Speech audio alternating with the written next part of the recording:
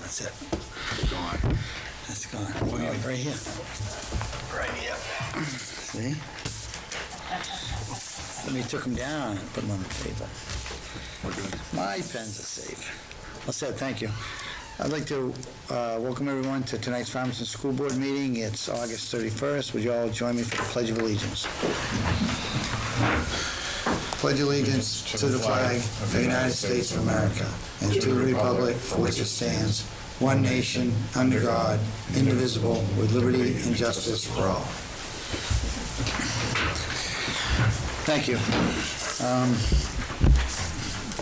Please note for the record that Stan is excused. He called me he wasn't going to be able to attend, and Josh Whitehouse said he's traveling.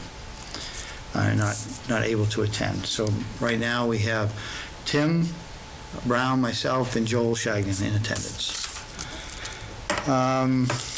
Next we have public participation. I don't know if we have some people here. If they'd like to speak, feel free. We also have a number online, which is posted and on the channel. If people would like to call in, we'll leave it open during the discussion, so if people want to speak then, they can.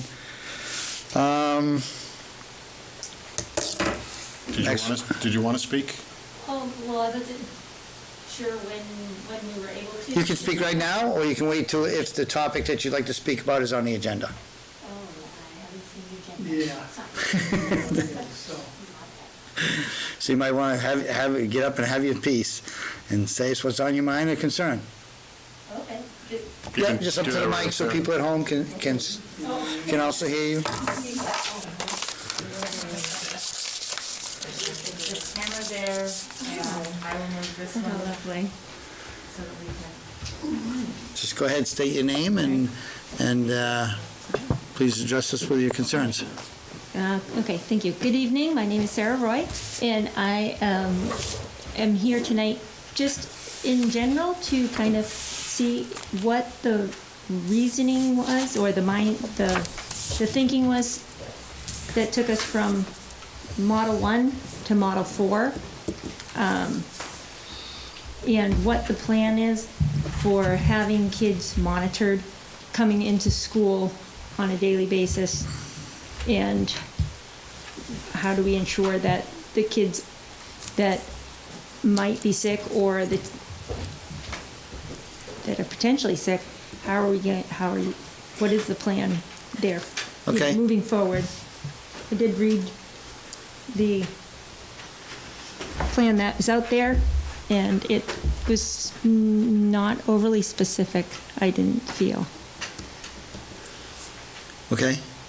Do you want to add something before we try to address these questions? My name is Matt Roy. Yeah. And I'd like to first thank all of you who have put this together. This is like a lot of information, a lot of hard work. I had reached out to the board via email. Yeah, I received your email. Yeah. When my daughter came home to let us know about the change into in-person learning. And well, you can probably tell I was not too excited about the change, not knowing what the background was around making that decision. I did do some better educating of myself, and and talking with Sarah, we still have some concerns, and would like to know why that was jumped from 1 to 4. The initial timeline said we were going to wait 4 weeks, have a meeting to discuss that change sometime around September 5th. Right. But so I guess that's a better place to jump off on, Right. Sarah's original question, what brought us to. So I can speak to at least my reasons why, and then I'll open up to the other members here. Initially, we were unanimous in the board to go 6 weeks remote, and then transition, depending on what happened. A few weeks later, there was a motion by some members to go full in with restrictions, based upon what they felt were some reasons where we didn't feel, they may not have felt comfortable with, that we were ready for remote. Also, the infection rate was 2 weeks without any cases in Farmington. At that point, I wasn't ready to switch. At the last meeting that we had, the motion was brought forward again, and I was in favor of that time because, for me, I felt that educationally, we'd be better off for the students if they were in person. We were struggling with trying to make sure that we had enough hardware for everybody, even though the staff felt they could work with it. I was more acceptable at that point to move forward with open with restrictions contingent upon us having those additional barriers in place, the additional plexiglass screens, with our approach of taking the minimum precautions plus one step where we could, and that's really what our approach is. There's a minimum recommended by the governors and maybe the Department of Education, and we've tried to take that minimum plus we're a step where it made sense and was cost feasible. I'll have Ruth Ellen speak to the health aspect because she's more in line with that. And I don't know if any of the board members want to speak up to their reasons why they wanted to go full open with restrictions instead of remote, or one or the other. I will, Mr. King. Go ahead, Joel.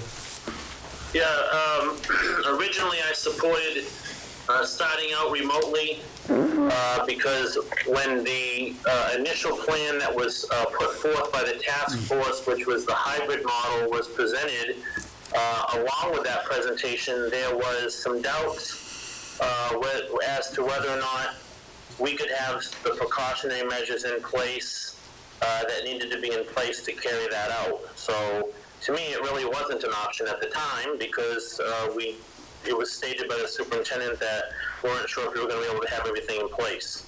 So I supported the remote model.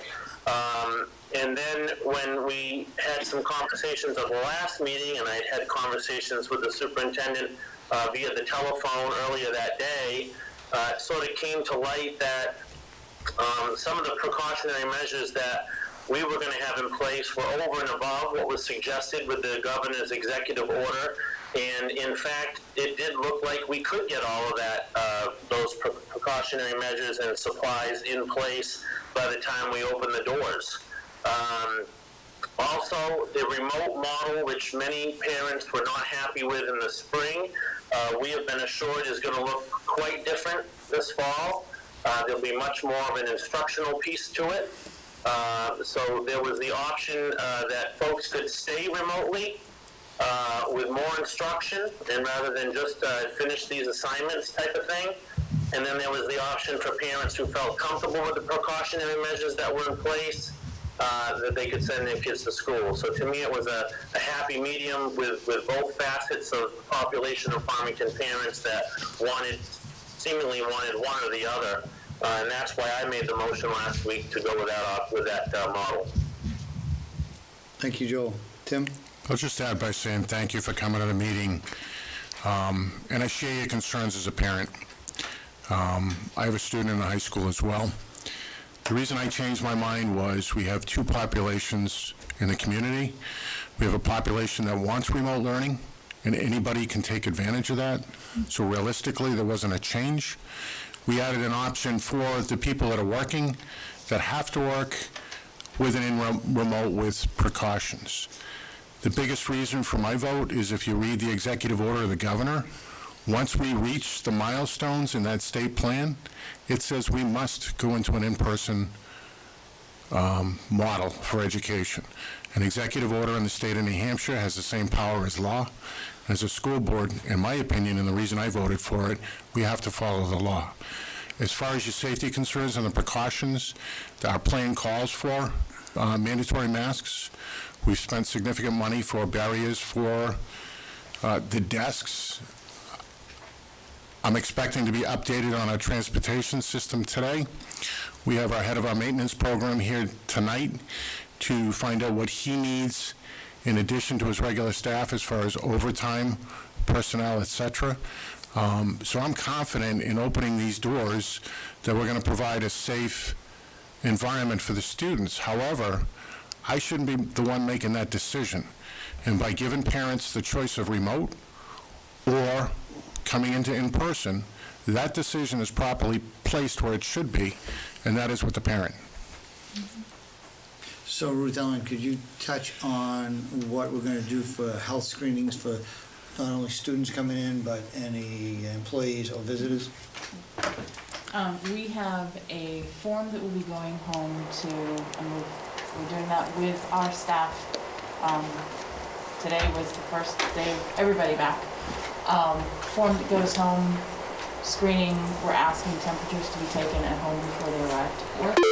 We will be doing the same thing with students, asking parents to screen their students, send us the information. That information won't be retained more than 14 days, but we do need to retain it for contact tracing. And the only ones who will see that will be the administrators, myself, and the school nurse for that building. To just scroll down through and see, okay, we're not expecting to see this student in the building based on what we're seeing, or if we do see there's a flag, or we don't have something for this student to stop at the door. We've got some kinks to work out, understandably. And this is going to be an experiment, but on the other hand, we cannot just line kids up at the door and say, we're going to take your temperatures as you come in. I can't have them brought down the sidewalk and down the hall. I can't have them where their temperatures are being called out with others standing around. That's a HIPAA violation. And as we get into cooler temperatures, because I have to have students at ambient or room temperature to decide whether or not, to be able to take a temperature, to know whether or not I need to let them in the building. I need to let them in the building to warm them up to know whether or not I can let them in, which isn't going to work. So So the question, Paul, the health screenings that's going to be provided from students, is that going to be via paper or an app? we have Or both? an electronic screener that we will be sending home to parents if they need to do it in paper form. We also have that available. And when will that be going on? That will be going out probably tomorrow or the next day. I Okay, don't want to send it too far in advance because it gets lost in the shuffle. okay, Mr. O'Leary. We did have some questions around that, and maybe we'll come back to it, but while we're right there, who will be receiving that information at the door and determining who doesn't have theirs, and what are we going to do with this child today? We will have a list. We will be giving names of, no screener. These need to go straight to the nurse. But they won't be given the information on the screener. That remains with nurse, administrator, myself. So if it came in on the Google Doc that I saw, you guys are going to have a list of Yes. those kids that are all set. You just Yes. check them off, they come in. Correct. The other kids will be required to give you a piece of paper. Right. And any ones that are flagged will be going to see the nurse for either they don't have their paperwork or there's a concern. Correct. Is the nurse going to, like, if the parent goes off to work and forgets to screen the child, totally could do that.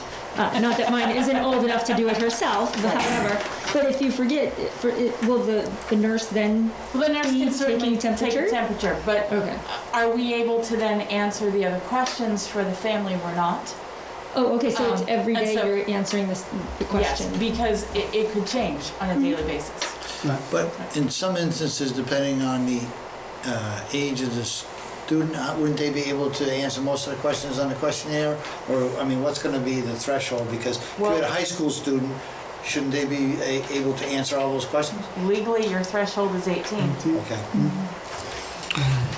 The other issue with that too is within the reopening plan, there is a protocol that all of a sudden at noontime, if a student shows symptoms, they're going to be placed in isolation, released to a parent for either an isolation period from the school or a test. Is that area gonna be not in the nurse's office? It's not going to be in the nurse's office. Okay, It's separate, so separate. that those who are going for regular medications are not entering an isolation area in order to get their regular routine meds. No, those areas have already They'll been be separate. designated. I believe every one of them has a bathroom facility, areas for access to. adequate spacing based upon what may be considered the people in this area. And if it's not adequate on space, then we'll have to readdress it.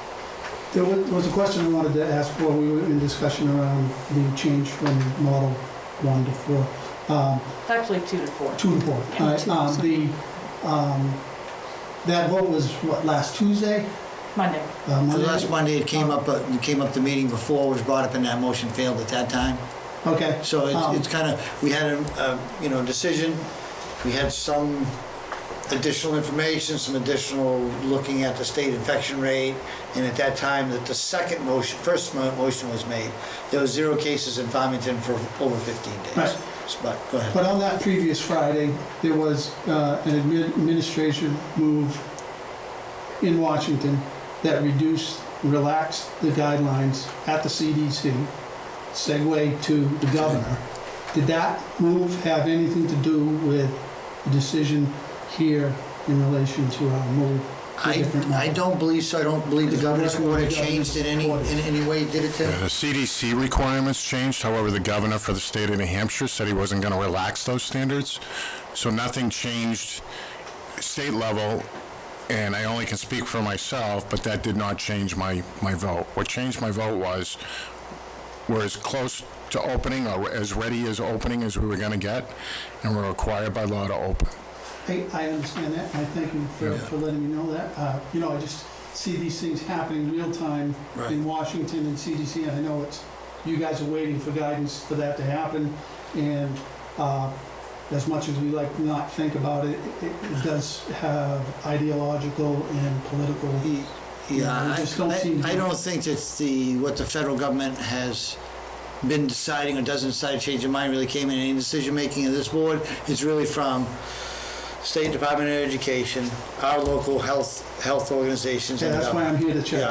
Yeah, so, I mean, 'cause really, it's basically, states have their own ability to make the different decisions across the country, and other states have a lot different cases or infection rates. I mean, New Hampshire, when I checked, this was a month ago, we were the 3rd lowest in the country. The lowest was Vermont, But rates, yep, right, per Yeah. 100,000, and the second was Maine. So we were the 3rd, I think we were tied with Maine. So we're luckily in an area of not a high infection rate. Based on that, or if we're basing this going forward on that, if the rate starts trending up again, is there We have then a going to be policy within Yeah. the school to then go In our look at plan, that again? we have mostly addresses cases. If we have cases with students and staff, then basically there's thresholds that matter. I think that if we have 3 infections in a certain period, we're going to close the schools. Right.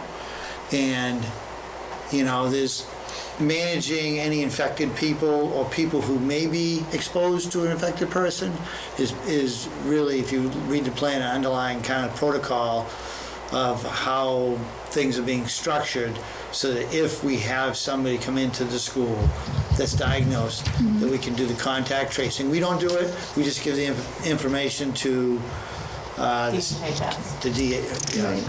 And they do all of that and contact all those people as required, and we do the quarantine based upon our plan, and we're gonna go from there. I mean, every town, Rochester is, I believe, opening, there's a few towns, Rochester, Wakefield, Barrington. Barrington that's opening in a similar fashion. Other towns are going remote or a hybrid. So it's gonna be, well, we're not requiring anybody who's showing these symptoms of fever or to be tested, are we? I mean, it says Just quarantine. no, it's by our, quarantine or you should consider it. So if you just, if you show those symptoms by our policy, those students or teachers will be going home. And then For a they'll be quarantine they're not period. required to get a test, so you're they'll be not starting excluded any. for the 14 days. 14 days. Sorry? They'll be excluded for the 14 days. You can carry it for a month.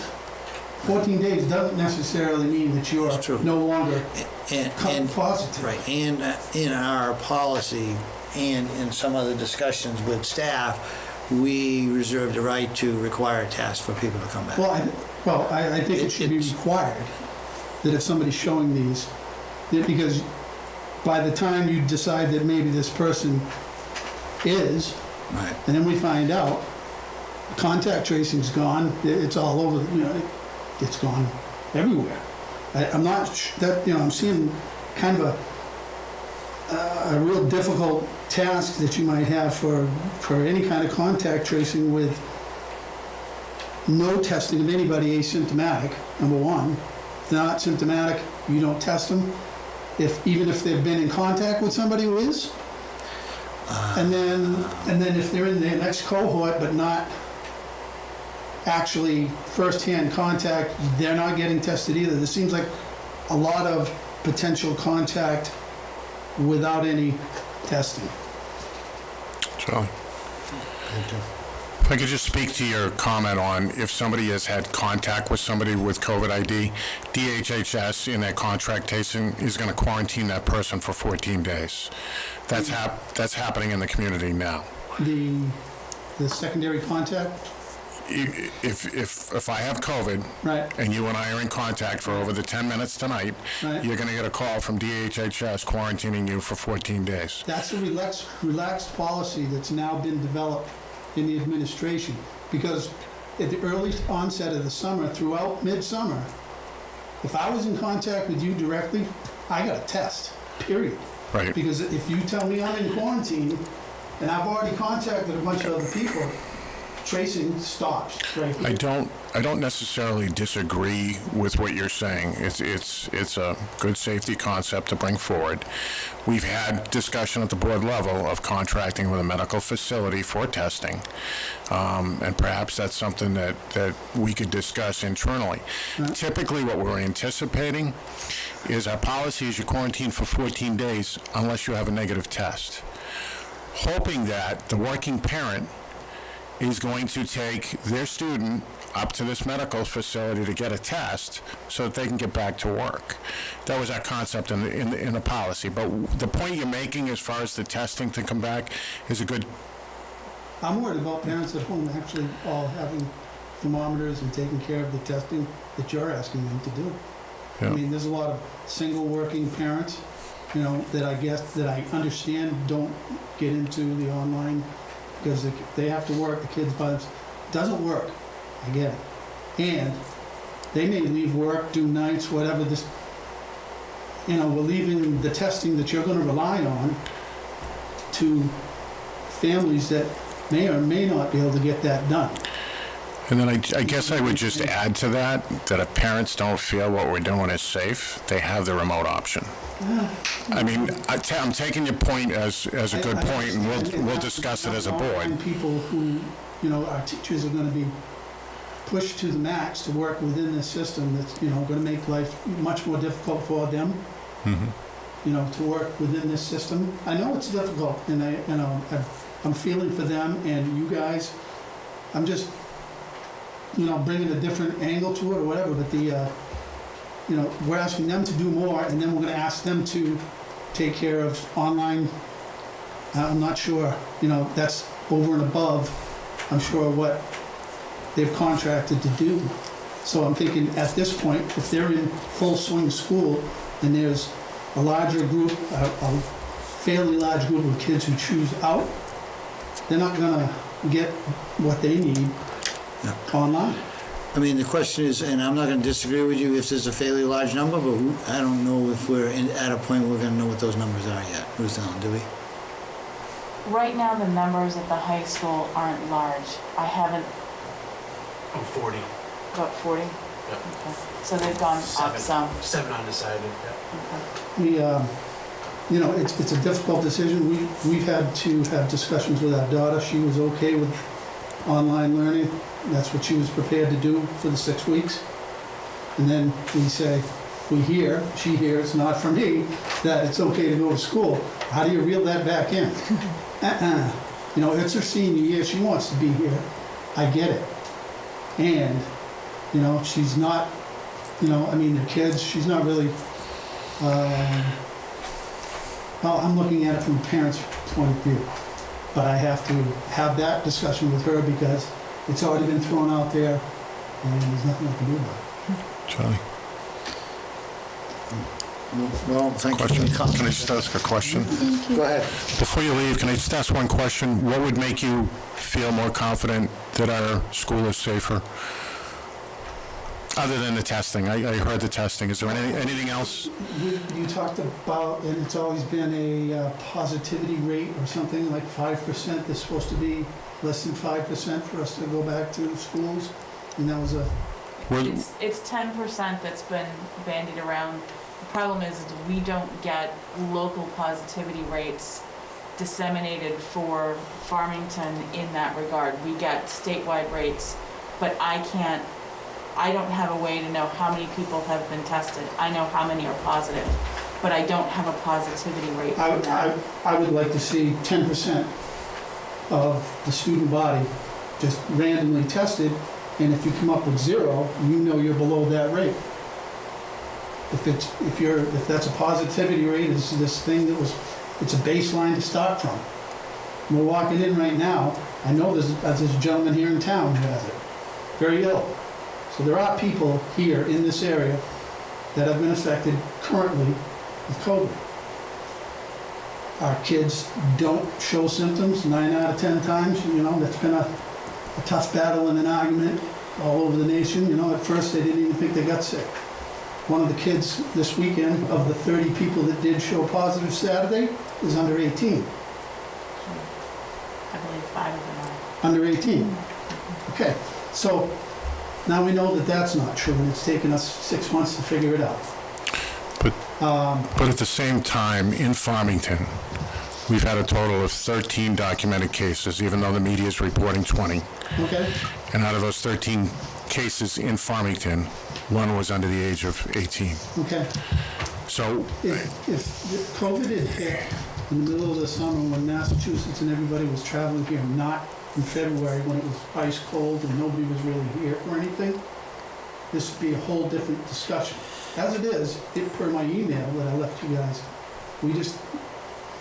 Sturgis Motorcycle Rally happened. A bunch of people showed positive there, started a little spark. I forget how many people, 900, 9 or 100, a bunch of people returning to New Hampshire with it. With the amount of bikes, I know it's much smaller, but they show up in Laconia. There's got to have been some brought back with that. I don't know what the numbers are, but it's going to be a number of weeks before you see it. And that's right when we're going to school. the other thing, I'm going to disagree with you a little bit, Mr. Roy, on that point, Yeah. because unfortunately, when this first started, the roads were bare, the people were staying at home because of their concerns. So in the last 2 months, you go anywhere in the state, if you go to Hampton Beach where they've reduced the parking, where you can't park at the parks, you go to all the vehicles, every one of them's got an out-of-state plate. Unfortunately, there's been a lot of people that have come to this state from neighboring areas that have a high infection rate in this current time, in this heat wave, because we have lower restrictions. And I think it initially slowed down the travel and people moving around, but I wouldn't agree that's the case right now. A lot of people are out and about, and a lot of people are here in the state of New Hampshire and the state of Maine that aren't residents. Okay. And Well, maybe not as much as normal. Well, as for that, the beaches Yeah. were shut down for most of the summer. Right. Okay, and Motorcycle Weekend got opened up. The weekend that they showed up, Friday, the governor opened up full bars and restaurants for Motorcycle Weekend. So we haven't felt the effect of that, I don't think yet. Well, I wasn't in attendance. Just personally, myself, I would feel, just based on other states and models that they've shown, when they skip steps and open quickly, it seems to backfire. And so if we had a really well thought out plan with a timeline that originally said we're going to do this, and then we're going to move to that, and it's going to be based on this because of that. And we've skipped over a couple of those steps, and now we're here. because it's the law. We don't have a choice, it's the law. If you read the executive order, What step we started in was law. yes, it says, the second to last paragraph of the governor's executive order, I'll read it to Okay, you. but I'm just saying, based on other states. But we have to go by New Hampshire law. So Model 2 is unacceptable by the state of New Hampshire? Model 2 is what we proposed, starting with Model 3, which is a hybrid model, was not a requirement in our reopening plan. We were required to go 1, 2, 3, 4, 5. In fact, I was not a fan of 3 from the get-go. The hybrid model, I think that's, in some ways, had contained some of the worst concerns in both scenarios for staff, students, parents. logistically, I think it was the toughest to pull off. So, but that wasn't a requirement for us to go from 2, 3, 4. You know, our policy could have been 1 to 5. You know, not that we were considering 5, but go from, or 2 to 4, which was done. I mean, 3 was a proposed hybrid model that some people have taken an approach. This board, that staff prepared that as an option with how we were going to work at it, but it wasn't a requirement for us to go to 2 to 3 to 4. So if I may, just to follow up on what I said is, the emergency order gives us the discretion to go remote, hybrid, in-person with restriction, in-person, no restrictions. And I'm quoting from the executive order from the governor. It says, "It is expected, however, that schools will operate using in-person instruction to the extent possible based on the factors set in the guidance." Once we met those safety factors in the guidance that the governor set out, and they're minimal, but once we reach those goals, we're required by law to open. That being said, I get your safety concerns. I think we'll have a conversation on testing for people that are symptomatic. That's gone around the table a couple of different times, and we're going to do the best we can. If parents don't feel, safe coming in, then they can leave their child remote. Because we can't guarantee you that you're not going to have a case of COVID within our schools. We can guarantee you that we're going to do the best we possibly can to keep a safe school environment, but we don't know what's going to happen in 2 months. And I think that in recent weeks, the availability of testing has changed dramatically. I know some colleges had a requirement of admission. In the state of New Hampshire, I think Plymouth State had a requirement to have a COVID test on for admission this semester. And I think that the testing, being able to, whether there's a new saliva test out, there's other things out there, that the testing will be much easier and cheaper, and that we may be able to add that in to our plan. Well, honestly, that should have been given to you months ago to have in place. That's one of the failings of Washington. Thanks for your time. Okay, thank you.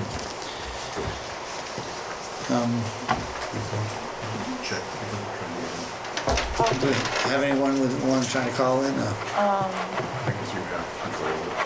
Actually, Jen does too, I believe. Okay.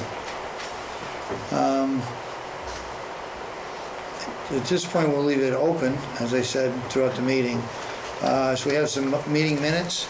We have meeting minutes of October 5th, 2020 public session. August 5th. August. What did I say? October. October. We're doing time travel. Yeah. I'm ahead of myself. Project that part, we can skip a meeting. No. We wouldn't want to skip a meeting. Do we have any? I'll make a motion that we approve the minutes of August 5th, 2020 public session, non-public session 1, non-public session 2, non-public session 3, and non-public session 4 is written. Second. Any discussion? Not hearing any. All in favor? Aye. Aye.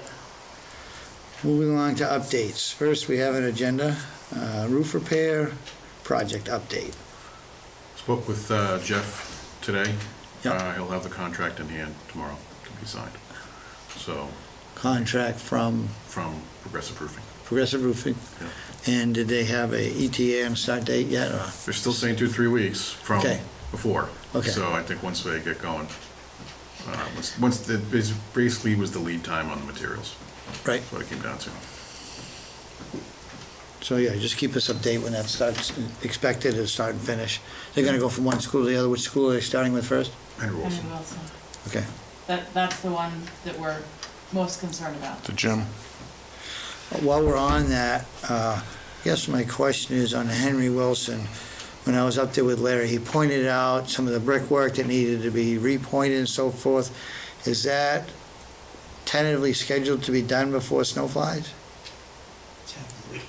By our own rule. Right, Yes. okay. But that's slated to get done this season? Okay, good. Because I think you were concerned about some water infiltration along that wall. is there any other areas that need to be addressed besides what we're doing and they're doing in that building before winter? Skylights are getting done, the drains are getting replaced, the brick's gonna get repointed, over where the buses are gonna be, that's added. That's the added, Right, that's getting done. Okay, that's the main concerns right now, yes. And the two wet spots, the two small spots are scheduled to be repaired too. right. Okay, anyone with any questions on that?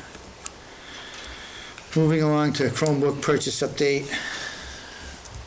On the Chromebook purchases, we hope to have a delivery date in the next couple of days. We did reach out to those other vendors to see if there's anything that we could get in the interim. At this point, those delivery dates were also looking to be November.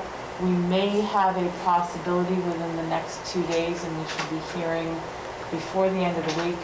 Our current vendor has a shipment coming in of a different model that will have a slightly higher price point, but we may be able to get them with some immediacy. And so I believe that those are about $20 more than what we have purchased right now, which will fall within the parameters that you established at our last meeting.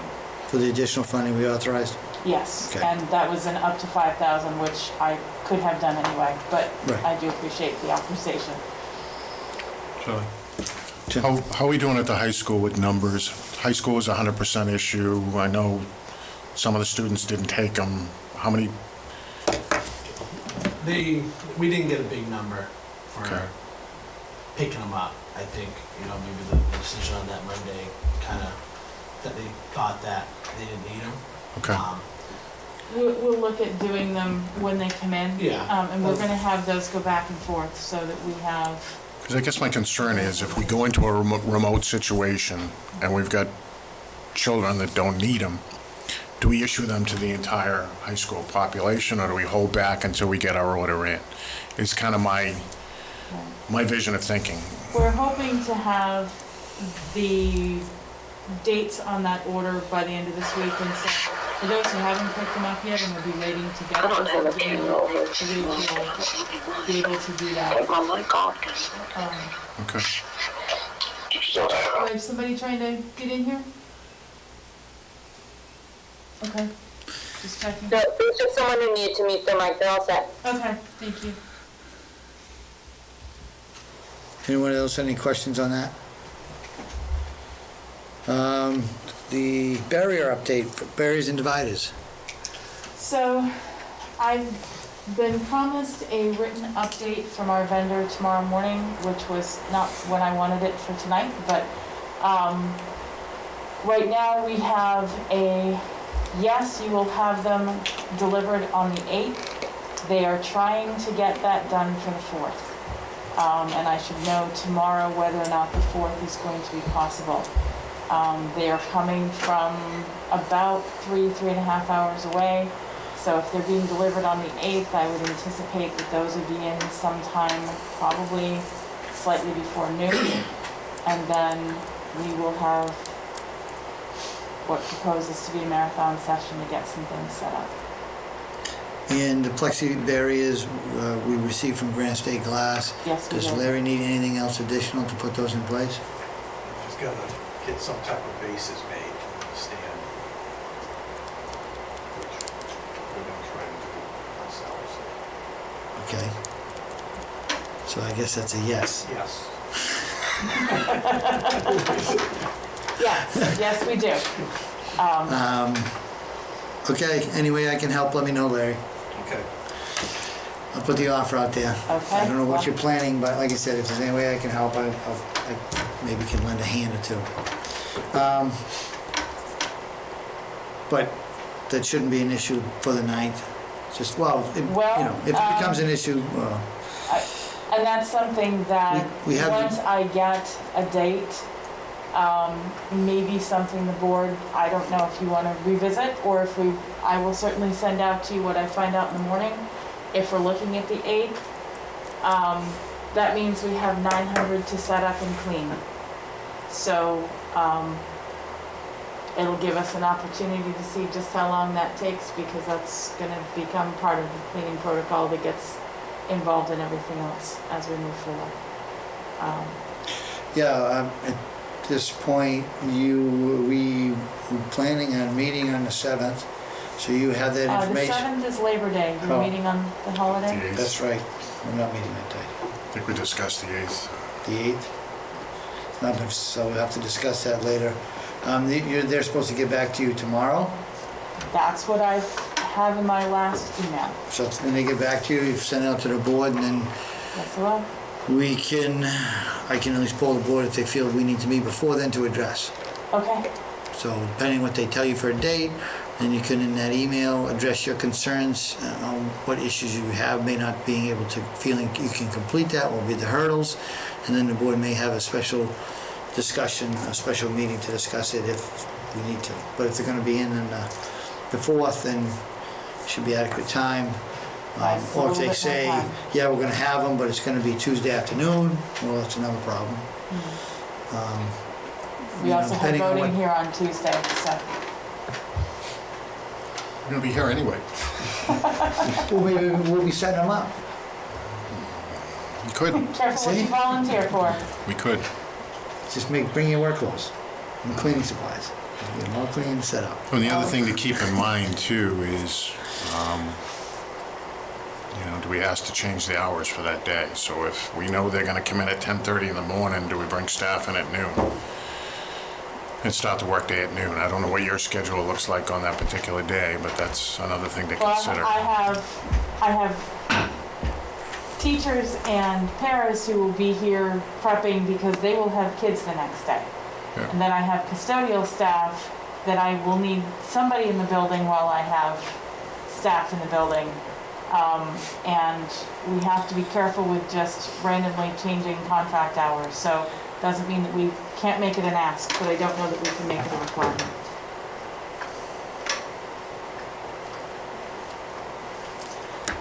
Well, like I said, you'll have to put that as part of your proposal, depending what the date they say. Moving on to reports, I think, what is it here, it was kind of list carried over from the last meeting. Ruth Ellen, if you want to give us any updates on anything that's different, some of this is, It's pretty much carried from last week. Emergency management contact today was, for the most part, just a quick check. Chief Reiner.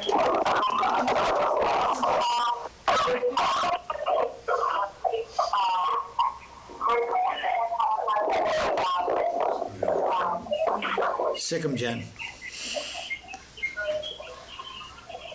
I'm able to mute this person. It's the phone. Yeah, it's the phone number that ends in 46. Thank you.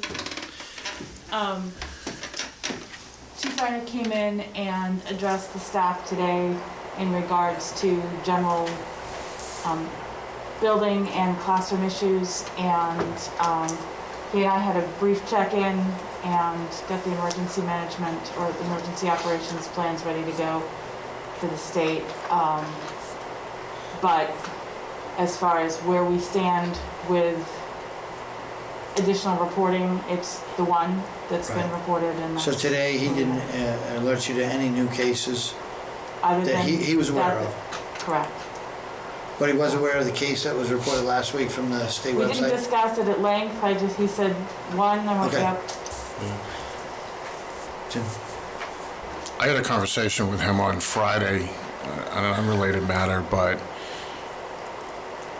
one of the things we're finding is the media is reporting different numbers that are going into him. Yes, and that's what I said. Part of the reasoning behind that is if there's a student attending Northeastern University in Boston and his residence is in Farmington, we're going to get that alert on the residential positive in Farmington, but it doesn't mean that it's somebody necessarily from our community. On Friday, and it could have changed to today, that one new case that was reported last week did not come into him as emergency management director from the operations center. Meaning what? Meaning that the He's not being media was alerted. reporting it, but it doesn't necessarily mean that we had a positive case in town. So it could have been, so when you're saying, because I was gonna ask the question, 13 cases which have been diagnosed here and 20 showing that there may have been 20 cases where there may have been residents here but not living here? 13 that he's been alerted to Oh. that are confirmed here in town. 20 that are being listed on State site? the state site. So, and that's part of the frustration that I have in trying to figure out, do I have numbers that make sense? Can I don't have positivity numbers, and the numbers that I do have aren't all confirmed through local emergency management, which seems ludicrous to me. So I understand how they're being reported, that they're taking an individual's hometown and that becomes where the case is from, but it makes it very tough to then say it's ours or it isn't. Jim? I don't know at what point they are, but within a week, we're going to see through the governor's office the school statistics on a separate webpage where we can go on a daily basis and get what they're telling us is going to be updated numbers within the community. This is gonna be going by SAU? It would have to, right? It would have to, I would think it would have to go by SAU, yes. So it might be something. But But the state's running it, so we don't know. that's true. And they can only report, they have that threshold, so Right. it would be 1 to 4, because given the and because the SAU is smaller than even Farmington, will they report numbers or maintain that tracing? Because there has to be there's a threshold number under which they're not going to give the number because it's too easy to pinpoint. Right, so what you're telling us is we could say, if they start reporting on schools, and we have one case, and they display 1 through 4, then we're going to have residents, parents, or teachers to say, see, we got 3 cases, we're supposed to shut down the school. Potentially, yes. And this is where, with the contact tracing, I've made it very clear, I can't make a decision and close something until I have verification through DHHS, because I have to know that this positive test is actually linked to us. And I can't do that just by somebody saying, well, I think somebody here was, I have to have it back and close the loop. Now, is it DHS and James or James? He hears from them, so if he hears from them first, he's gonna let me know. DHHS notifies the emergency management portal in Concord, which is run by Homeland Security, and it's actually Homeland Security that notifies the fire chief. And I have a DHHS number to call if I've gotten word on something within here, but then they have to go back and verify, and I have to sit until I hear back. Okay. Moving down the list, any technology updates? Most of the technology updates, other than what I've already given you as the Chromebook purchase update, we're gonna discuss in security. Okay, I got a couple questions. Okay, You said, and then I'm Wade gonna go has, back to building logistics. yeah, so technology, I jumped over, I didn't think there was anything, but there is. All the new phone systems are in? New phone systems are in, the majority of the other pieces are now built out. They have a intercom system now at the high school that I've been told will make you cry. We've leapt into the 21st century, which is pretty exciting. We should have everything up and running and finished by the time school starts. They were still in the building today. They're putting on finishing touches. I was very excited. My swipe card worked at the high school tonight. So the phone systems will be operational by the 9th. Yes. The swipe cards for all the buildings will be operational? Swipe cards for all the buildings will be mostly operational, and I should have, as soon as they can start getting those swipe cards programmed for all staff, and that may be keeping my secretary very busy for a couple of days. Were there any network upgrades? There were a number of network upgrades that were done over the summer, yes. And those are all completed? I believe they are. Jen, jump in at any time.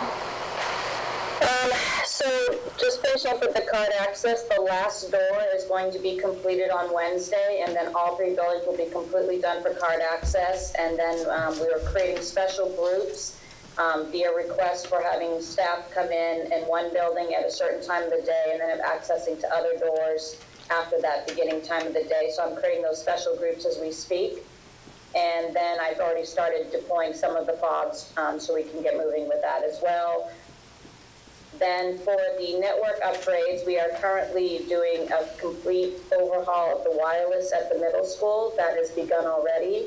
We are changing out the last of the old cabling so that all the wireless cabling will be going over Cat 6. That is being done at the middle school as we speak. We have put in an additional domain controller in an off-site location over at the elementary school for additional failover there. We have upgraded and done some of the changes with batteries for UPS systems, and I have 4 UPSs that are going to be replaced within the next week.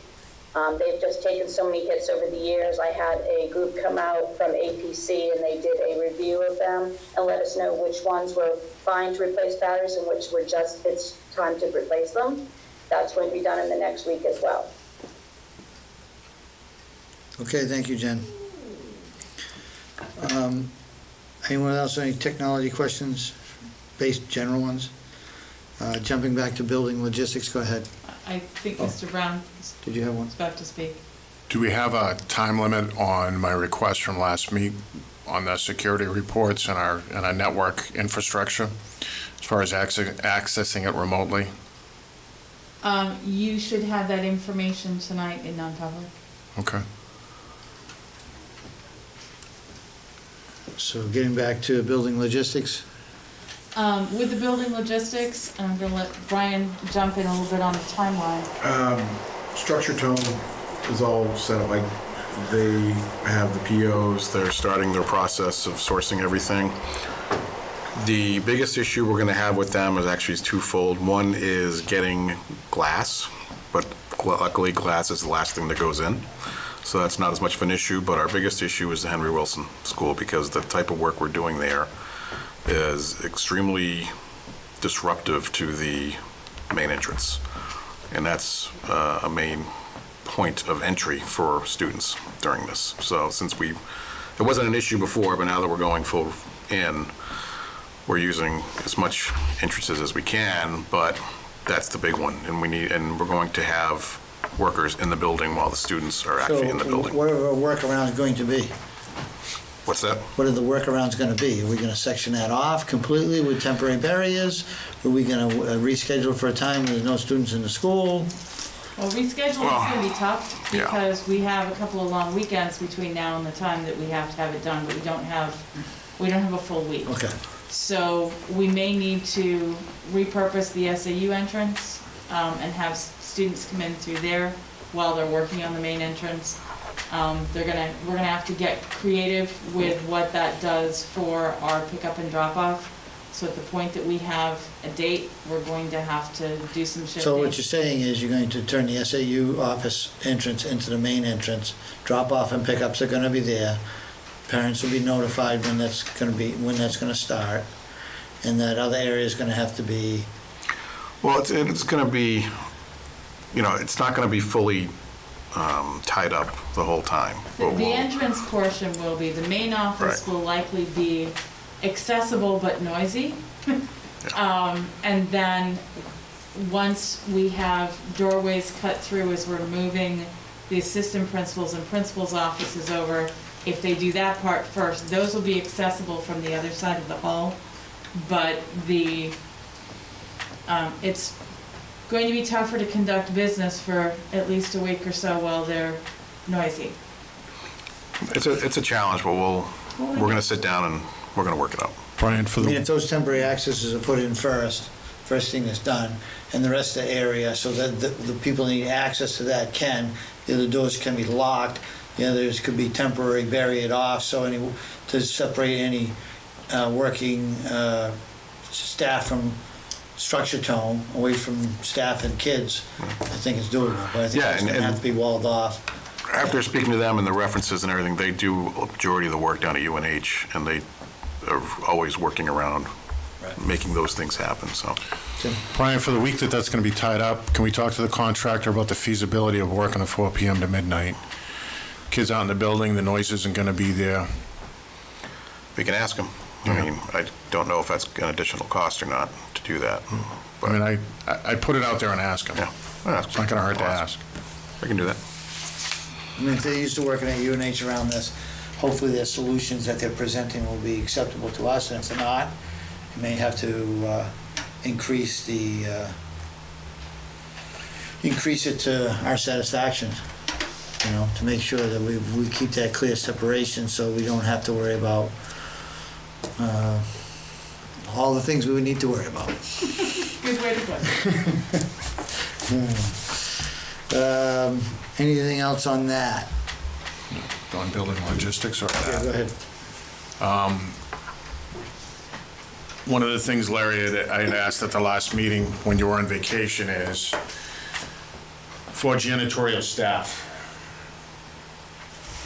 do we need to hire, do you need an X amount of overtime per week for your staff to get through what we have to do for COVID? I kind of like to look in that direction. The other thing that I'd like to look at is, as you're memorializing your cleaning process by the CDC guidelines, a checklist. Yeah. Okay. And I think there was brought up regarding staffing, I think it's structure, went in 3 steps.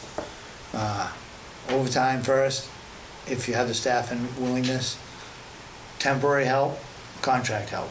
Because depending on what your needs are, you may be able to fulfill that with the staff you have, providing and allowing them with overtime. They may not be able to or want to, so then we gotta go to the next level. But we certainly wanna offer that to our employees, and say, hey, this is the extra we gotta put in, anybody's up for it? And if not, then we gotta go to the next level. Did you want to talk about that in non-public?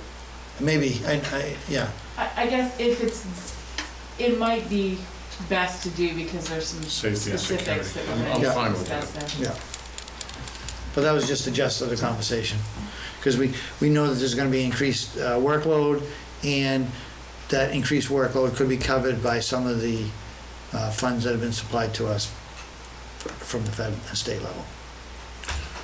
So I'll move that we table till non-public the building logistics on the cleaning protocol, and I'm also going to add transportation in there as well, because I've got some transportation questions under the same. I have, yes, Okay. that's good. Okay, do we have a second? I'll second for discussion. All those in favor? Aye. Aye. I think, moving along, but we do have some transportation you probably want to touch upon in public, especially maybe alerting the students and parents of where we're starting on the 9th. Right now. What to expect? We have a large number of parents who are stepping up and saying, we can transport our students, which is a huge help. I am concerned right now, I have about 200 responses. I know that a number of those responses are multi-student. There may be anywhere from 1 to 5 students that are embedded in that response. But I also know that I'm missing probably at least a good 35 to 40% of our students whose parents have not yet filled out the form to let us know whether they're staying remote, they're coming back in person, and whether they need transportation, which are the 2 biggest issues in front of us right now. Third to that would be, and whether or not they need a Chromebook to remain remote. Okay, so I want to stop you right there. Okay. So right now, as we're on the air and some parents may be watching, we're missing 35% responses Roughly. regarding transportation, whether they're going to be in physical attendance or remote attendance. It's the whole back to school paperwork piece, but within Registration. that, those Registration. pieces, the So- registration piece. When is their cutoff? Well, because I need this paperwork, there's not technically a cutoff, but I really, really need it tomorrow if at all possible. Okay, so if we Then don't you got- receive it by tomorrow, how are we reaching out to this 35%? We already have office staff that have started reaching out by phone call to say, okay, we haven't heard from you. We need this information to come back in its entirety, but right now we need to hear this, this, and this, and we're working our way through the list. With what I have right now, we are able to do voc transportation for those who need it. Although I know that the board did discuss having students be able to self-transport. I still have some vocational students who are not licensed drivers yet, and that's not an option. Out of district is going to be a challenge. Right now, I think we have it down where we can cover out of district just. We are looking at one possibility if we can partner with another district nearby to see if we can do half and they can do half. We had that type of arrangement for vocational with Prospect Mountain, but in light of everything else that's going on, they've said, yeah, not this year, we're not going to mix kids that way, and with what they need to do for their transportation, that's not going to be able to be an option. I'm fairly confident that if we have another 50 students or so who say, I need transportation, we can probably cover it. If we get an awful lot more than that, we're going to start being in rough shape to maintain any type of distancing on the bus, and that's making sure that I've got some siblings sitting together, I've got as much logistics working in, probably about 30 kids per bus. If I have a driver who becomes ill with, frankly, anything, it doesn't have to be COVID, I can't double up this year. And we're already down one driver. I have 3 van drivers. I have 5 CDL drivers. We have had more CDL drivers in the past. So right now I have more large buses than I have people who can get behind the wheel. So here's a question for you. Somebody possesses a CDL with passenger endorsement, but they need the state, School bus endorsement. and So how do they get that, and can that be expedited? we've been asking the expedition question for months of the state, and it doesn't seem to be moving anywhere fast. And who handles that? It goes through the Department of Transportation. We have at least 10 hours of training that are required for drivers with us before they can get rolling. And then those tests can be done here, they can be arranged. They'll have to take the written test, but then the driving test itself, if we have multiple folks, they could come here to take the test. We can get that arranged. But it's not been a quick process. We've had a few over the last couple of years who've said, okay, yep, I'll do that, and at least 2 that I know of partway through said, this is taking too long, never mind. So if somebody was interested, they could do the 10 hours of training here, and then get... Best way is for them to call Lynn Ellis, who is my transportation coordinator, and she can talk them through exactly what's required. Expediting at the state level, I do know at least that it's a little bit quicker process than some of the ones who are waiting for driver's ed tests, but it's still not going to be, you can sign up today and be driving kids on Wednesday. That's not going to happen. It's a few-week process. Well, I'm glad everyone's helping out to make this better, not worse. Being facetious I know. at the state level. This was one of the first questions we asked back in March. How do we get the process expedited? And I'll have an answer for you tomorrow by 4 o'clock. Okay. Because I had a talk with an individual I know who's, basically driven for years, I've talked to has all the people who are endorsements, and he interested as says he's in the process of doing this, and I asked him where he stood with it, and he wasn't sure. And I don't think it was our district, but he lives in Rochester, so he's retired, and he's like, okay, so that's why I'm asking the question, because I want to be more informed. Okay, moving to food service. Food service, we had met last week, developed a plan. We are shifting gears a little bit to see how many students will now be remaining remote and what we're doing for our meals there. We did receive word of a press release today from the USDA, but we have not received state guidance to back that up. So while What was the content of the press release? the content of the press release is that until the money runs out or the end of December, that all students could be remaining free like they were in the spring, but we don't have anything other than a press release. We don't have guidance as far as what we need to do with that. We don't have, these are the steps that you need to take in order to make sure that those reimbursements happen. We have a press release. So right now, we're waiting to see what comes out of the New Hampshire Department of Education Food Services so that we can make sure that our state paperwork lines up with our federal paperwork and that everyone's paperwork can shake hands and we get reimbursed. The DOE's even said to pump the brakes on this one, just to make sure everything's lines up, that we can actually do it, even though the federal government has said. So we're gonna wait for guidance on, from our DOE Okay.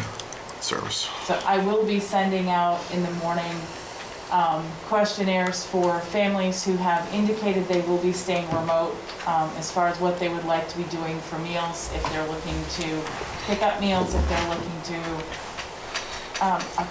I don't know if I can deliver, but I need to at least know what the need is so I will know whether or not delivery is even possible. At this point, I'm thinking. But if you it might needed, not be. if you needed assistance with the delivery, it could be who? Anybody with certain qualifications, a volunteer from the community, other staff members, I mean, It could, staff member, if it's a volunteer from the community, it would need to be somebody who held the insurance and has passed a fingerprint test. I'm not saying Right. sending anyone to right, background houses, check. just But basically, they'd be subject to a standard background check for an employee. background check, yes, absolutely. So just going back to that for a second in the back of my mind, under transportation, you said out of district, we're kind of iffy on the transportation. On those out of district transports, are those single students in a van? Is it multiple students in a van? How do we normally handle that? Well, we normally, up to 4 students in a van, but that's not necessarily going to be the case now. Some may have at least 2. And right now I have different times. So I may have 3 students going to this one school, but this one's schedule is different than those 2. So it's 2 trips. It may be, So if we have a van driver call out sick, does it throw our whole plan apart? absolutely could, yes. Where are we sitting on the number of vans that we have in district now? Do we have enough? I have 3 vans, I have 3 van drivers. Okay.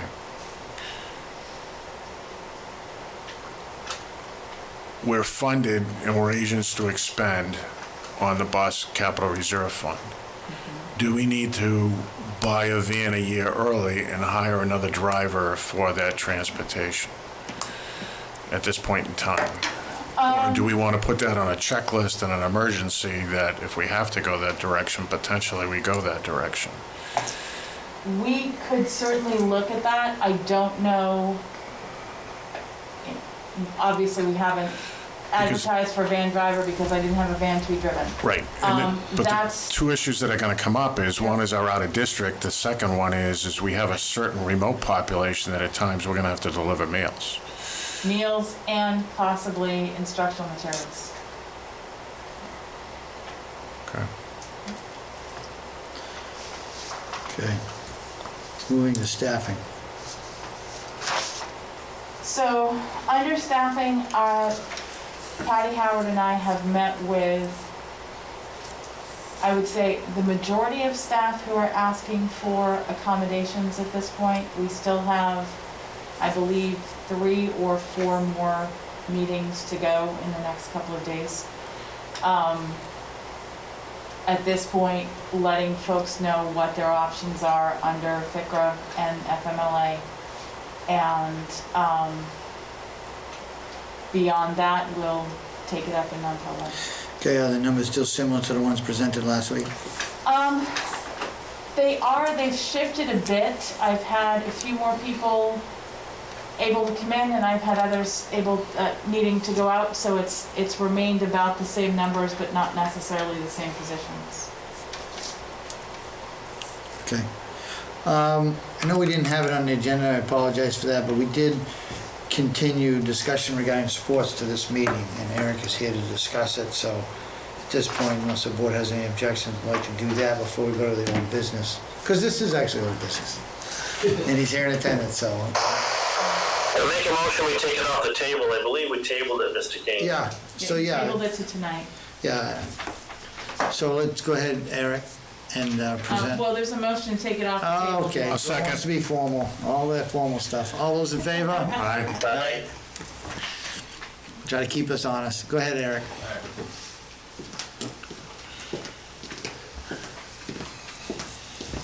And I did put this document, Mr. Shagnon, in the folder. It says copy. It's the same piece. It just wouldn't let me pull it out of Yes. there without it. Okay. Okay, so, yeah, I was able to put a proposal together. Before I kind of get into a little bit of the details of what we do, I just kind of want to give you a little context to get some perspective, of my thoughts when pursuing this proposal. All summer long, I've also played the role of we're trying to put an educational plan. We've been working hard on really trying to put a plan together. The end goal being, we want to provide students with the opportunity, these educational opportunities. And when it comes to this athletics, it's really no different. Here at Farmington, athletics isn't just about, going out playing a game with your buddies and friends and getting some physical activity and socializing, okay? To me, as the athletic director in the programs I look to instill, that we do have here, it's really an educational extension of the academic day. And these are educational opportunities for kids. The program teaches things about mental toughness, communication, collaboration, how to set goals, self-advocate, self-reflect, all things that are opportunities that, sports give these kids, through our coaches and teaching them. It's really an educational opportunity for these kids. The skills that they gain from it is really like no other class that we can offer. So I just want to reiterate that, these athletic programs here that we have is really educational based. And this is why I really have a passion on what the opportunity is, understanding that, we do it the safest way we can. But as it being an educational opportunity, I feel the family should have a choice in either doing it or not. And that's what athletics always have been anyways, is a choice. I understand that these plans that I've put forward kind of rely on a little more effort by myself as the athletic director, my coaches, my student athletes, my parents, the custodial staff, even transportation services. There is a little bit of extra effort out of this. But again, when I look at it and I reflected on this plan, it was all for one purpose, okay? And that was to provide this opportunity for kids. So I always ask myself is, when things come up, which, in this day of creating any plans, you think of all these barriers that kind of stop you from doing something.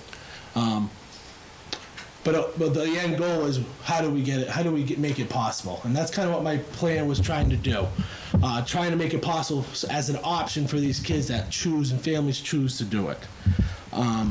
Because a lot of moments happen here, and it's one moment that happened this fall to a certain kid here at Farmington that could redirect them in a positive direction. And there might be a lot of kids that miss that opportunity if we don't have the sports.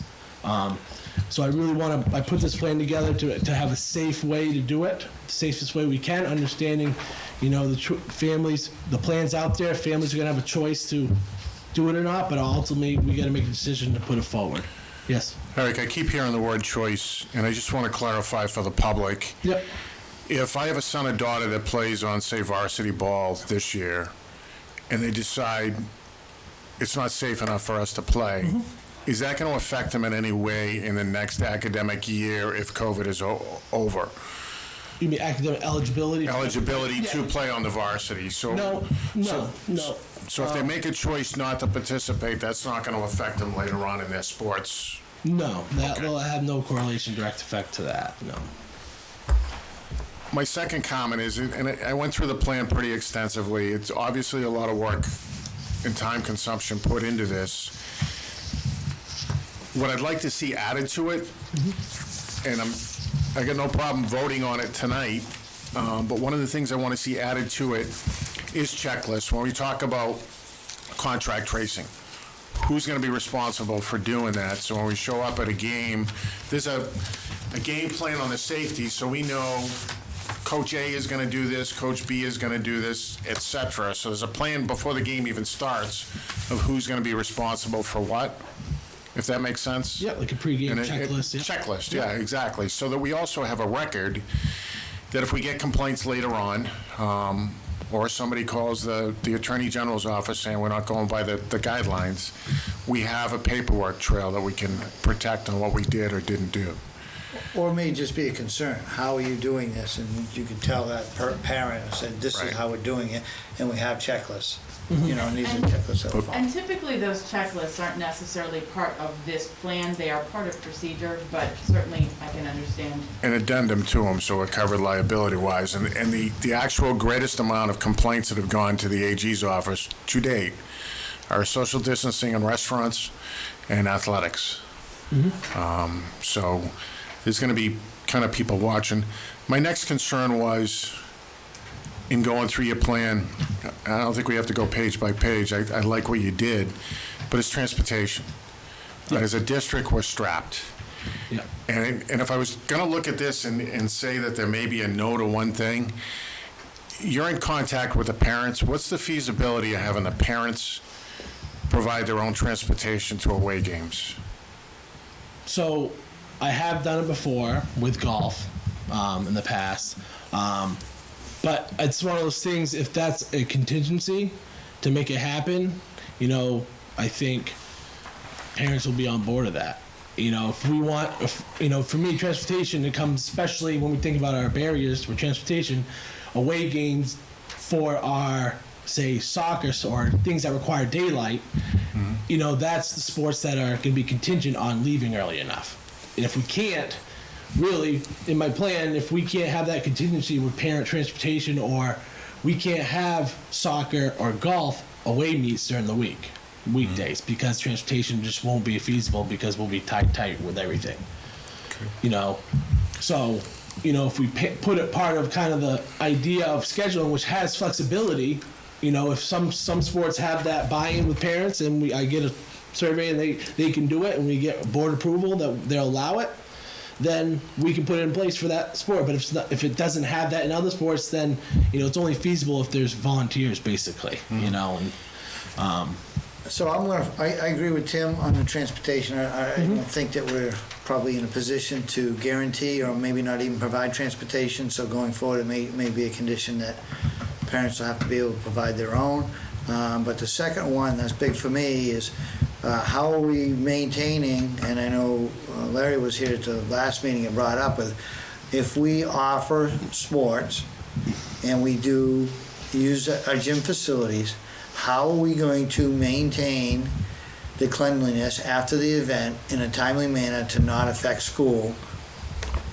Are we able to do that with staff? Are we going to have to bring in contract help? Has that been addressed in this plan, or this is the plan and saying, okay, this plan is approved, then we got to figure out how we're going to get it done? yeah, so I mean, Larry and I would have to sit down and look at all the parts of so volleyball is obviously the sport that involves. So when you have a game, you know, what I'm looking to set up, limitations of only using one set of the bleachers. So after the game, you're going to have things that are accessed. I'm shutting down locker rooms. You're going to have the bathroom facilities. You're going to have the one side of bleachers, and then you'll have the floor, okay, for sanitation purposes. And then all common touched areas. So if we have, say, if you're going to have it proposed, I don't know what your thoughts are. We're gonna have games during the week, or we're just gonna have them on Friday night or Saturday night? What's your plan in those sports? So that are for gonna be- home games, Yeah, so for home games, we would basically, I'm looking at no more than one game during the week and possibly one on the weekend for volleyball. When you say on the weekend, are you talking Friday, Saturday? I mean, I've Yeah, it could be- scheduled it could be either. sports on a Friday night, but not on a Saturday, so that's definitely overtime. Right. Yeah, so, it may have to be Friday night only, because you're gonna need staff in the building either Friday night or Saturday. yeah, so I mean, we If could you keep do it the indoor. Saturday, then that puts either Saturday night or Sunday, and that's probably not feasible with staff, even if we have feasibility with staff. Okay, so we could ultimately make a decision to have indoor home games at weekdays only, and maybe that's one a week. I think Mr. King? Go ahead, Joel. But- Well, if I just jump in, Mr. Lockham, it's a rarity that a volleyball game takes place on a Saturday unless it's a tournament game. Is that correct? Yes, correct. Yeah, I don't foresee that being an issue.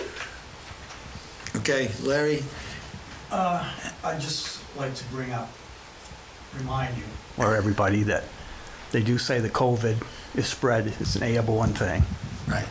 So even if you're saying you're only gonna use one side of the gym, we have air makeup units that are running in there, which are putting fresh air, moving the air around in there. So even if you're only on one side of the gym, that whole gym is now being, Potentially contaminated, and some people may be using it, even if it's just accidental use, where you redirect them over, says, hey, you can't sit over there. So essence, but the whole thing may need to be yeah, fine. basically you have the biggest air makeup unit that we have in the building on the gym roof for air. The vents are put all through the gym, so the air is basically blowing through the whole gym, blowing any airborne particles around in the gym. So I guess the question is, are we able, if we had a game Friday night, let's just take one night, Friday night. We got students in the building, utilizing that space, maybe throughout the week, for whatever necessary, and then Friday night we have a home game. Are we gonna have staff available that's gonna be able to clean that Saturday? No. I would say no right now. And if we had it during the week, there wouldn't be time enough to clean it before opening a school. Right. So that's, one during the week is out, right? Sounds like to me. Because even if we looked at the staff that was on staff Friday night, if your game started at 6 and we're done at 8, and that's barring anything that goes to 5 sets, then you're looking at 2 hours to do. No. We're way off here, folks. Go ahead, Joel. Way off, okay? JV games can start at 4:30. In fact, they could even start at 4 o'clock, home games. They take about an hour to an hour and 15 minutes. Varsity, an hour to an hour and 15 minutes. 5 sets, an hour and a half. You're out of there by at the latest 7:30. That's 2.5 hours left of the workday for the custodians, and then they're in at what time the next day? 6 or 6:30, Miss Vaughn? Well, 7. Well, as far as The high school is in at 7 to 3. 7, Okay. One person. one person during the day. Well, I've seen, when we've had regular basketball games, when we didn't have COVID, I've seen, I know that there's one person assigned to the gym, but I've seen two different custodians work in teams to get the gym done at night or in the morning. So I don't know why this is as big as an obstacle as it shouldn't be. If we're talking, and what are we talking, Mr. Lockham? We're talking what, probably 7 home games? Yeah, with if that, probably now we're looking probably, between 4 to 6. With the Because it's going to be a limited schedule. yeah. Usually it's 8 home games. They play back to back, so it's 8 nights. So we're talking probably, 5 or 6 nights? Go ahead. We're also talking that the other rooms in the school have to be disinfected at night too. So are we going to cancel all activities this year in addition to athletics? Are we going to cancel anything that uses the gym, anything that uses additional classrooms after school? Because if we are, let's just say it. Let's just say that there'll be no extracurricular activities, there'll be no clubs, there'll be no after-school support, because they're gonna be using the part of the facility that also needs to be cleaned when those students leave. At this point, I will say that our plan for extracurriculars, both Henry Wilson and the high school, is to wait about 3 to 4 weeks until we've got dismissals down and we've got our routines down before we introduce after school as well. Right, well, the seasons don't start for these sports until late in September, so there's your 3 to 4 weeks. So Joel, my point is not to say they're not allowed. My point is to say, how are we going to deal with this logistically and get it done and not set ourselves up for failure? And if the answer is, we can do it with staff, good. If we can do it with staff, with overtime, great. If we can't, then how are we gonna get it done? Are we able to get some additional temporary people or contract services to take care of this cleaning need and do it to the requirements that Larry needed to be done by? I'm not opposed to doing it, but I'm not opposed to saying, well, they'll just figure it out and it's gonna get done, when the amount of requirements for disinfecting and cleanliness is, I don't know, 200% more than we used to? I don't know what the number is. Well, then the only sport in question is volleyball. We can approve all the others. They're all outside activities. The custodians are not involved in them whatsoever.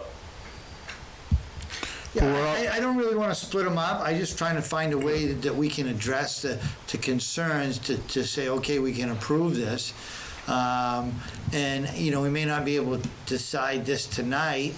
I mean, between Larry and Eric and Ruth Ellen, maybe they can come up with a plan saying, this is what we can do with staff, and to do it at this level, we're going to have to do this, and this is how we can handle it. You know, I'm okay with that. I don't have to have an answer tonight, but I certainly don't want to say, it'll be all right. Larry will get it done. And Joe, I'm not trying to be confrontational. I'm just pointing out logistics here. I'm not against sports. I played sports when I was in school. I'm just saying, just pointing out some of the drawbacks that we could have. Tim? You know, one of the things we talked about tonight is the transportation issue, and transportation is a budgetary item under athletics. So one of the things to look at going forward is, if Larry doesn't have the resources to do this, and it's only 4 games, if we had to bring in a contractor to do it, what's the cost? Is it consistent with what we'd be paying for in transportation? And do we move the money over to get it done? So, you know, the teamwork, the communication to come up with a solution so that we can have volleyball. I'm ready to approve the plan tonight, and I'd like to see volleyball happen, but you guys have some creativity to come back to make sure that happens. I agree. If that makes sense. Well, we're one week away, or 1 week from tomorrow away from when the practice season is supposed to start for fall sports. So I would think we have to give the NHIA at least a tentative yes or no at this point. Does that include volleyball, Joel? That's all fall sports. Okay. So I'll make a motion to approve the plan with the following conditions. 1, that transportation will have to be supplied by the parents. 2, that any indoor games will have to be, the cleaning protocols will have to be met with either staff or contract people, and if those aren't able to be met, then we won't have any inside games. And I think that's the only conditions. Because I I'll think second it. yeah, because I think there's a solution that's workable. The staff needs to have time to do it, and they can come back with us as how they're addressing it. And if it can be addressed to the satisfaction of the required CDC cleaning guidelines, then we can't have it. That's the motion. I'll second it, and I have discussion. Discussion, Tim, any Yes. discussion? I'm good at this point. Sir? So we're looking at giving the green light to disinfecting and cleaning with no price tag, no budget, no consideration of what that actually costs. We're not just using the gym, we're using locker rooms. I had kids No, playing both sports. locker rooms will be closed. Okay. but we're gonna move forward, not knowing what that's gonna entail for Larry. I think they need to bring back with us, this is how we're addressing it, and if it's not a reasonable cost, we're probably gonna have to say no to that. You know, and to say, you know, to put a dollar amount on it, I don't know, you'd have to first look at, say, how much do we normally spend, time, effort, and money with resources to cleaning now? And if we're going to out to because Larry might say, okay, normally we spend 6 man hours, we use $200 worth of cleaning materials, okay, so that's an X value. Okay, we don't have staff to do it, we're gonna hire a contractor, and it's gonna be at that plus this amount. Is the board comfortable with that? And if we do, where we're gonna get the funds? Yeah, usually that comes first. You had said 200% earlier. Yeah. Yeah, I mean, usually it does come first. I think in this situation, you know, there's a timeline, either we're gonna do it or not gonna do it. I mean, it would be nice to have that information right now to make a decision. And the answer may come after further analysis, though certain things can't be met out of this plan. Tim? The other concern I have is if COVID-19 gets worse and we go into a school-wide shutdown, I think it needs to be understood that if we shut the buildings, we're shutting sports. Yeah, absolutely. Absolutely. I'll accept that as a friendly Friendly amendment. amendment. Joel? Yep. Okay. I have discussion. Go ahead, Joel. When it comes to transportation, if I'm the kind of parent that never goes to games, and we have a lot of them, who's going to transport my kid? Are we going to allow another parent to transport a kid that they're not legally responsible for? I don't think that's something we've got to weigh into, do we, Ruth Ellen? Or is it something we do? I would think we'd have to weigh in and know that the parent had. I don't know. I'll let you look. I'm not going to present. I'm not going to go any further. I'll let you look into it, Ruth Ellen. What I have looked into from Primex says that it's certainly the amount of risk tolerance that the board is willing to take. There is not a requirement on their part that it has to be done this way or it has to be done that way. They're not going to tell us no. They're going to tell us that you can have a waiver signed. Let me ask a question. In past practice, if I was going to a volleyball game, my daughter used to play volleyball, and her friend Mary, parents couldn't go, and Mary was going to ride with us, my daughter and me and my wife, to go to that game. If Mary's a spectator, that's between you and her parents. And if she Mary was, is a player, then what would have that happened? changes a little bit. So what would have happened? Well, if her parents have given you permission to Yeah. transport, then that's fine. But if something were to happen and they turn around and decide to sue you and sue the district, there is potential of some Right, liability. but in the past, the school has allowed parents to transport children and their teammates to games. No. Not two. No. Not two. No, Not two. not Not two. two. Not to and from? Home from- The only exception that we ever made is when students had a Saturday game and the students were taking SATs at other schools. We did allow that parent to transport their child to a visiting school because they had to go pick them up and bring them directly. That was the only thing we ever allowed. Tim? But I'll give you an example. How is that any different than my child going to a school dance and me picking up 2 kids on the way to transport them to that school dance, which is a function, because their parents are working or don't have transportation? I don't see the difference in the direction we're going. And my biggest issue on the transportation, Joel, is similar to the cleaning procedures. It's adding work that I'm not sure we're going to be able to put on the pile. I get what you're saying on some parents, but I think just like when we put the outreach out to parents saying, hey, how many of your parents can provide transportation, we're seeing a reasonable response because of different circumstances, and I think we'll find the same thing here. Or- I think we do. I think we will, but I think we're going to find that some athletes are going to have to ride with other parents because theirs are not attending. There are many athletes whose parents don't attend. I watch it all winter long. But I would expect that, Joel, and I'd also expect that the school function, say, starts at 4:30 p.m.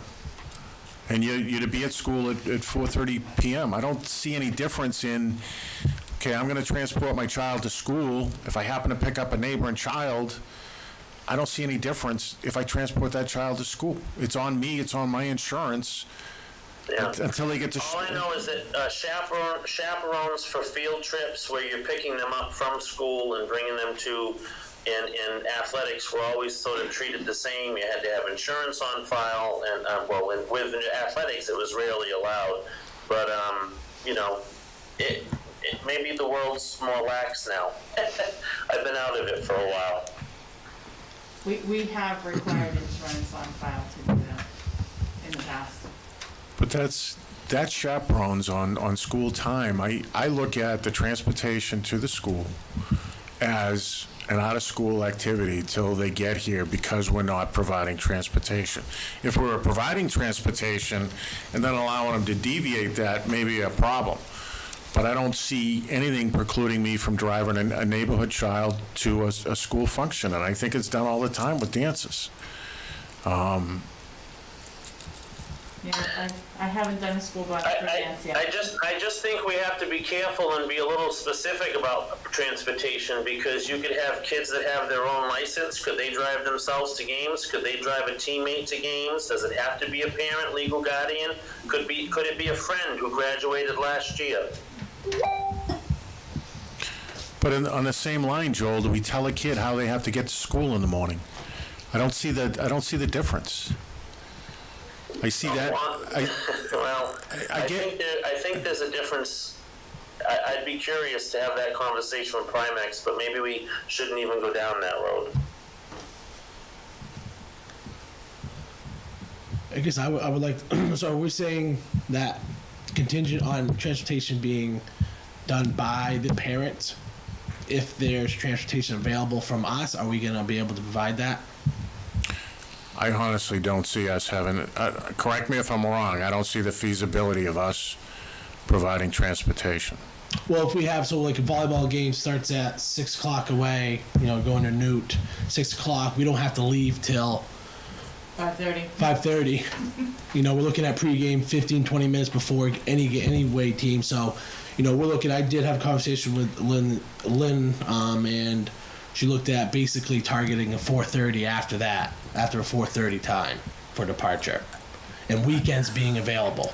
I mean, I'm not, for maybe other sports. the motion needs to be structured that we're not guaranteeing we're providing transportation. Yeah, that's fine. I was just wondering. Where's Bishop Brady?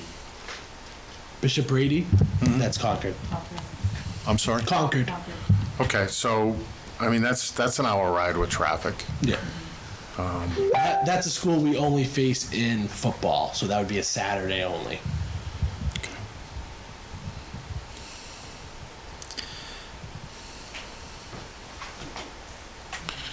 I guess I'm okay if transportation is available. However, I think you have to factor into that.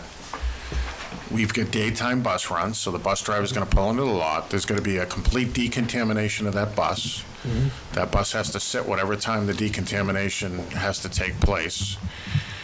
Then we're transporting the kids, and then when that bus comes back, it has to be decontaminated again. And I don't know, and I don't think we have data on what that decontamination process is going to take. So if we can make it work, I'm not. Okay. I don't have a problem with the amendment of subject to transportation availability, but I don't think we're going to be able to provide it in every game based on what's going on in the district. Not guarantee it, and if case by case we could supply it here and there, that would be fine. And we're fully aware with ADs communicating that, we might have to cancel any scheduled game, last minute based on any type of issues that arise that we've talked about today. And with the NHI, given the flexibility as well, there's not so much pressure on us to get games in. If we have to, all right, we lost that one, it is what it is. So these are all real problems that every school are dealing with, and as ADs, we're very open and okay with a lot of the things that come up. So getting back to the discussion on the motion, Joel? I have no further discussion. Tim? I'm good. Hearing no further discussion, all those in favor of the motion? Did we Aye. have a second on the friendly amendment before we take the vote? Joel? I said okay to it, he asked me. Okay. Okay. Motion Unanimous. passes. Okay, moving along. Thanks, Eric. Thank you. We'll let you run while you can. You have a request for some public input, if you have a moment, if you want to do it now, or if you want to wait till after this. Go ahead, Jen. Yep, Laura Vachon, do you want to Yes. go ahead? Go ahead, Laurel. Yes, I had some concerns with the athletics. Like, if students are doing the remote learning, are they going to be participating in sports? And I'm concerned about the number of people that would be gathering at these events. Like, people from the other communities, are they going to be coming to watch these? And we're sending our kids into other communities. The contact tracing that we're working so hard to do is going to be pretty hard, I think, in that situation. So just wondering how that's all going to happen. The parent, there would be 2 attendees per athlete for the home team. There would be no outside audience allowed. So it would be just home attendees and 2 per athlete. Are they going to be signing sheets with phone numbers Yes. for contact tracing? Yes. And what- Okay, the money also concerns me too, where everybody's cutting budget and we're, spending overtime for custodians to clean, and then there's the buses that are gonna have to be, cleaned as well. It just seems like, we can come up with money for some things and everybody else is being asked to cut. That just doesn't sit well with me. There's $365,000 of federal money that allows us to do that.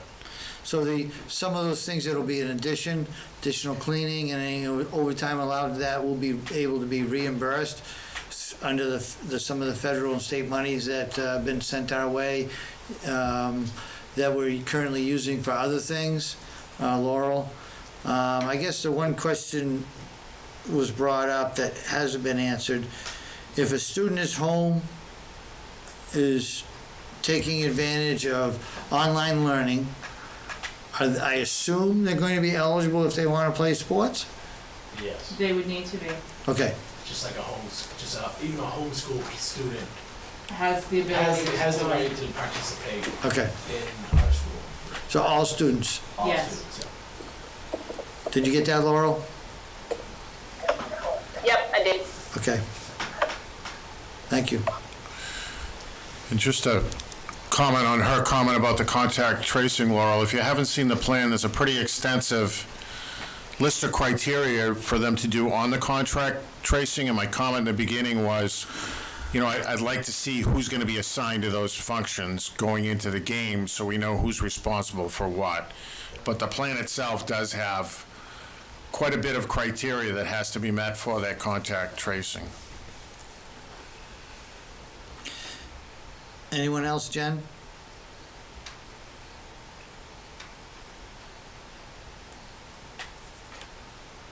Was there anything else, Misty? Was it Misty or is it Jen? No, it was Jen, okay, go ahead.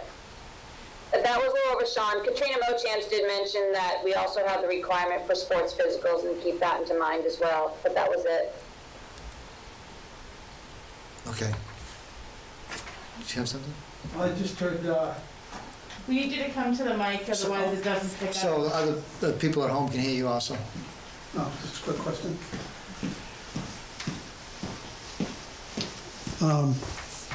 One of the board members just mentioned an amount of cash available for other uses, Yes. $375,000. If that's not allocated someplace, can it be used for testing in school?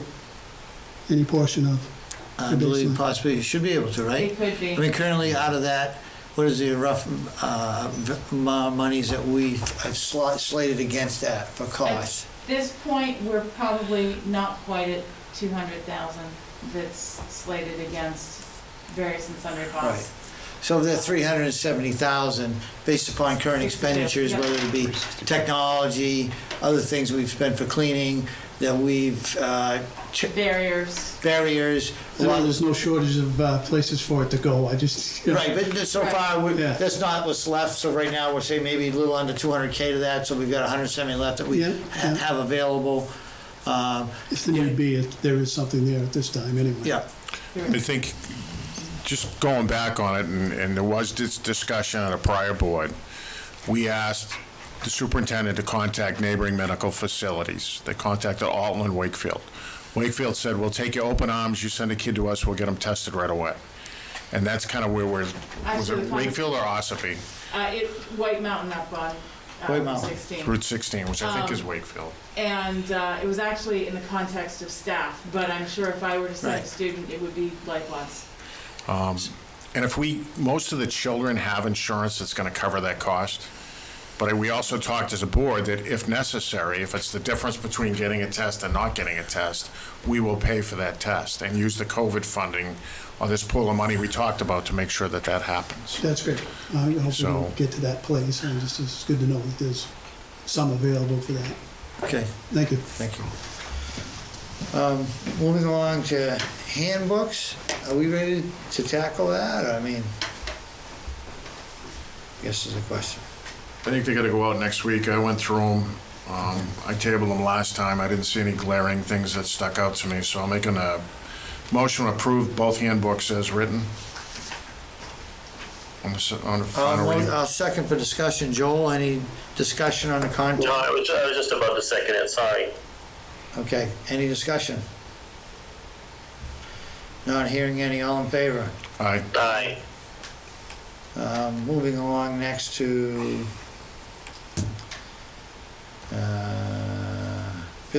bid waiver, cell phone contract, maybe This you was something that can, Mr. Brown had brought up Oh. when we moved to our current cell phone contract in the spring. There was not a formal bid waiver, and looking to make sure that that was on the We books. did that on the AT&T. When I Right. signed manifest, there's over 5,000 in Verizon because of Right. the data modems. Right.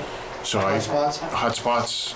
So I'd make a motion that we waive the bid requirements on the Verizon, hotspot. Hotspots and Verizon contract. We have a motion, we have a second. I'll second for discussion. Joel, any discussion? Sorry, I have an issue with that mute button. No. Control D will get you unmuted. Yeah, you told me that last time and I forgot. I felt your pain the last meeting. Would you get your fingernail polish out and put it on the keys, so you know which two keys they have? If you need some, I think Tim's got some pink. We're not going there. Next. Any other discussion on the motion? Not hearing any, all in favor? Aye. Aye. Aye. New business, public hearing, CARES Act. I know this is kind of root down, but go ahead, talk to us. We had discussed back in the spring, was this something that we needed to have the vote on? And with what we had done in the spring, we did not. In revisiting that with the attorney, she did say that if we're looking to not accept that as revenue that we're just returning to the town, if we're going to add that in over and above the budget, yes, that is something we need to do. And again, Mr. Brown brought that up. We are fine with what we've been reimbursed for so far, because we've been reimbursed for very little of that was in the last fiscal year. But we are going to need to make sure that we have a public hearing. I can do a posting on that this week with a public hearing on the 14th, so that we can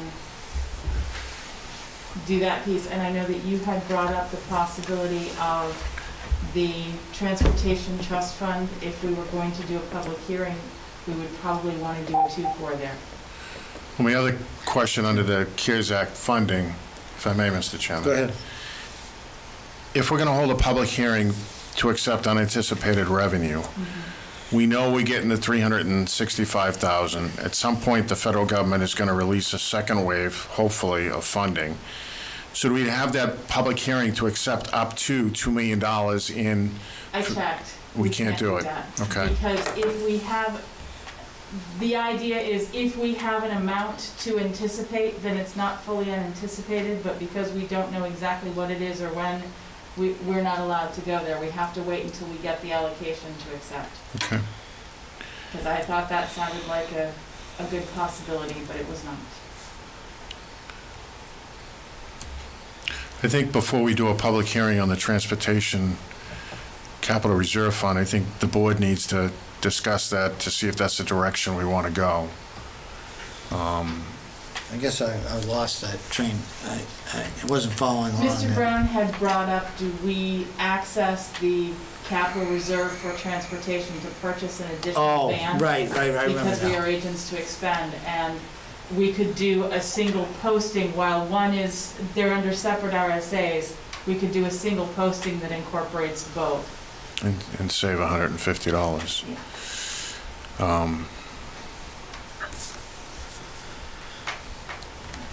So at this point, the minimum would be the public hearing for the the CARES Act. unanticipated funds from the CARES Act. Correct. So I'll make that motion to schedule that public hearing and make the posting requirement. Second. Discussion? And that amount would be for that total that they've given us at $367,000, 362,869. which just for the taxpayers that are listening, that represents about 2% of our budget. So it sounds like a lot of money, but it's about 2%. The other issue with that money is that's not a check that they're writing and we're depositing in our bank. That's a grant application that we have to justify the expenses for, apply the money, and they have to approve. Line by line. Right, line by line, and Case by case. it's an expense out of district funds, and then it's a reimbursement. Right. So it sounds like a lot of money, which it is, but it's only approximately 2% of our budget. But So- it's 2% that we need 2% that we need. to, over and above what we have allocated, have appropriated currently. All those in favor of the motion? Aye. Aye. All right. Thank you. Yeah, anything else for public? I think that was it. Unless you have something else. I do not.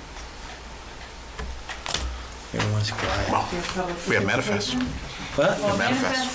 manifests So, I'll make a motion to go into non-public session and, were you gonna check and see if there's any other public? any other public comment?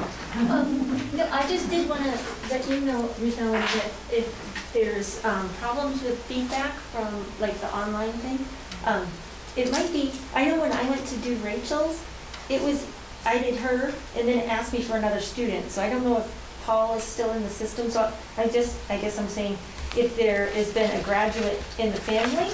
You didn't, we put so that families could do multiple students, but you didn't have to, you could skip that section I and tried just to keep going. and it kept telling me, no, you need to add a student. That's odd, because I went through and I skipped 4, I put mine in and I skipped 4 and kept going, so. Okay, I'll try. I'll We'll try go back again. and look at it, thank you. Yeah, you're welcome. The other thing I saw that went out on the surveys is, and the high school put one out, are you going remote or in person? I know the long form has the transportation on there, but if we haven't had a certain response, it may No, not. we're doing the short version and checking, yeah. Okay. So I'll make a motion to go into non-public under RSA 91A:3, 2 A, B, C, personnel? Or Actually, we're going under to do security? Security first. Security. Is it still A, B, and C? No, it is not, It is, I'll go back and look at it. We can go into security and we'll mark it on the minutes. we're going to security. Okay. I do I have a second? Second. Seconded by Joel. All those in favor? All right. Aye. I want to thank everyone and everyone have a good night. So